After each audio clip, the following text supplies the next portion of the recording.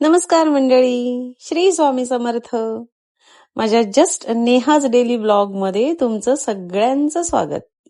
काय करतेस तू आता? अरे शेंगदाणे सोलायला खूप कटकट असते. खूप लोकांना सोल कंटाळतात. शेंगदाणे भाजायला सोपे, पण हे बघ, मी हे गरम शेंगदाणे भाजते आणि परातीमध्ये त्याची सालं काढून घेते. आणि आपल्याकडे हे मोठ्या होलाचं ही जाळी आहे, त्याच्यामध्ये घातलं की हे बघ, इतक्या पटकन त्याची सालं निघतात. ओके, आहे की नाही? सगळ्यात म्हणजे शेंगदाणे सोलायची ही सगळ्यात सोपी पद्धत आहे. इतक्या पटकन आहे बघ. झाले. आज संध्याकाळी लाडू बनवायचे.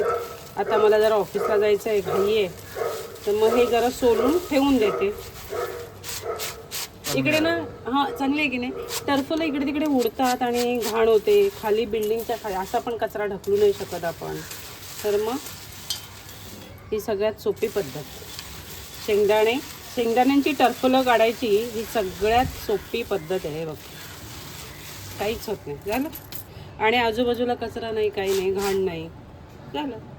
ही आपण गावावरून तुळस आणली आहे आणि चहाची पात आणली आहे. ह्याच्यासाठी एक आता खाली गेलास की कुंडी आण. हां, आणि एकच ह्याची माती आण, जास्त नको, याच्यात माती पण आणली आहे आपण. तर तुळस आणि चहाची पात आपल्याला लावायची आहे इथे. इकडे एक दोन तुळशीची रोपं इथे पण लावू. आपल्याला हे हलवता येणार नाही, कारण आपण हा बघ इथे कारल्याचा वेल लावला आहे.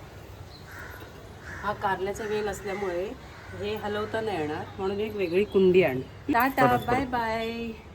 आता मी जाऊन येते. संध्याकाळी मी 6:30 येईन. तू तुझं सगळं बाकीचं आवरून ठेव. चला, घाईघाईने ऑफिसला पोहोचते आहे. तर शेंगदाण्यांची टर्फलं इतक्या सहजरित्या कशी काढायची, तर ही सोपी पद्धत मी तुम्हाला सांगितलेली आहे. तुम्हाला आवडली तर ती वापरा. तुमची पण काही नवीन पद्धत असेल तर ती मला सांगा, मीही ती वापरेन. तर हा माझा छोटासा व्हिडिओ, एक शेंगदाण्याची टर्फलं कशी सोलायची हा ट्रिकचा एक व्हिडिओ आहे. तो जर तुम्हाला आवडला असेल तर लाईक करा, शेअर करा, सबस्क्राईब करा. आणि तुम्हाला आवडलेली ही गोष्ट इतरांना शेअर करायला थांबू नका. तर हे सगळं नक्की करा. Thank you so much.